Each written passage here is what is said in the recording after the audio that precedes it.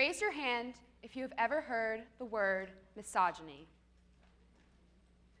Now keep your hand raised if you actually know what misogyny means. Now keep your hand raised if you know what internalized misogyny is. Most hands are down, and unfortunately, that's exactly what I expected. Whenever I told someone that I was doing a TEDx talk on internalized misogyny, I usually got the same response. A blank stare, a forced smile, and aggressive nodding, which put together looked a little like this, but simply meant that they were confused and for my sake were going to pretend that they understood. For me, this was quite troubling because internalized misogyny is a topic that definitely needs to be talked about more. Most people know that misogyny is the dislike of, contempt for, or any prejudice towards women, but not many people know what internalized misogyny is. When a boy says something misogynistic, such as, well, she's strong for a girl, or a man catcalls a woman, feminists are quick to call him out on the injustice.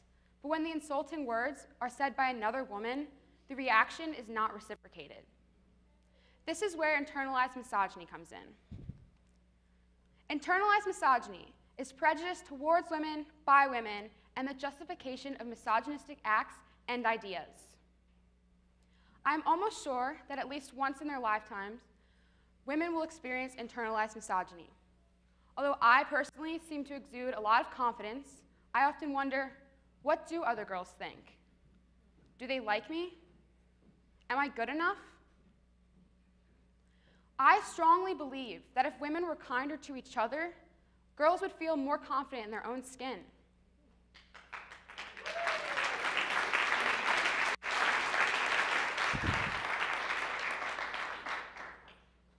In 2012, 16-year-old Gabrielle Douglas was lighting up the Olympic stage as one of the best gymnasts in the world.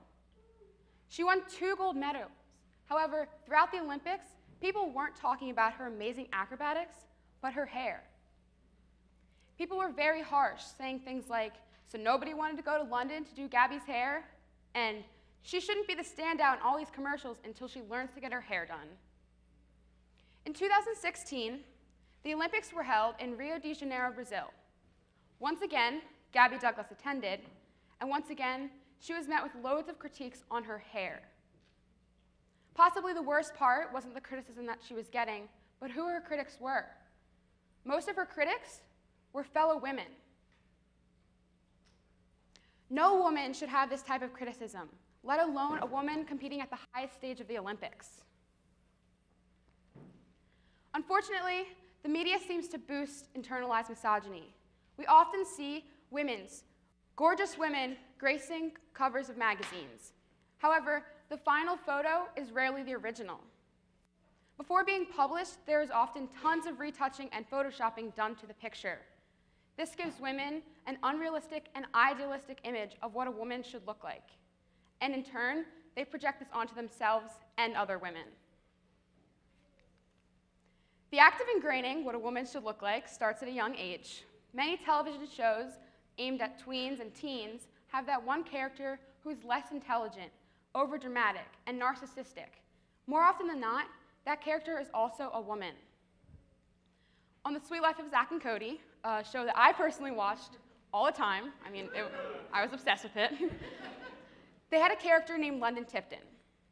She was very narcissistic, she was overdramatic, and she really wasn't very smart.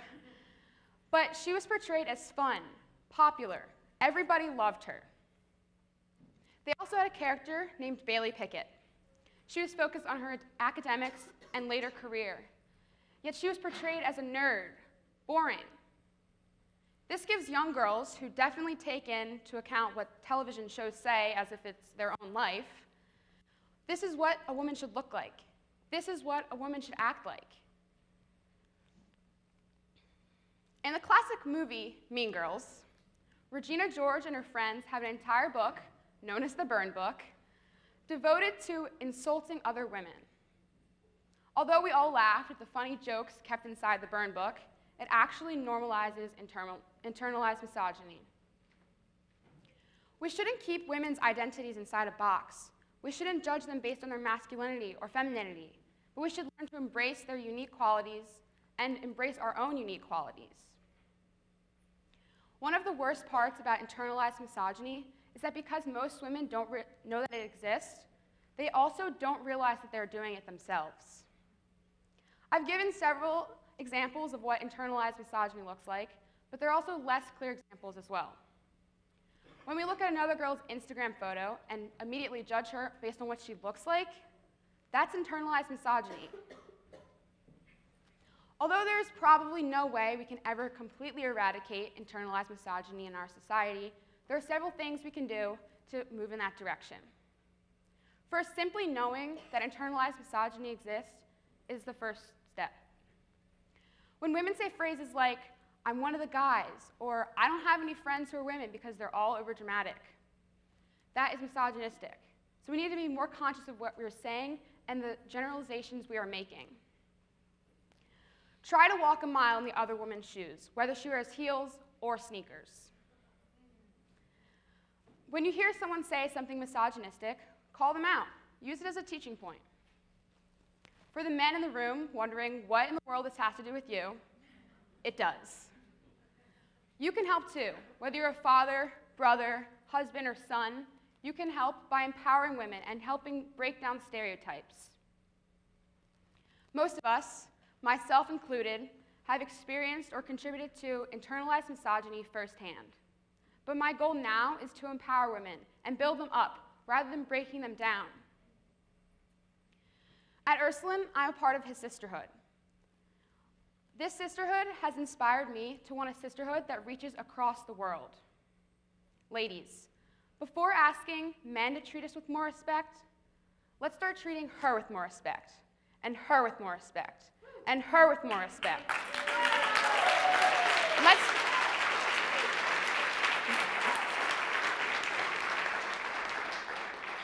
Let's start treating each other with more respect, and let's start that right now.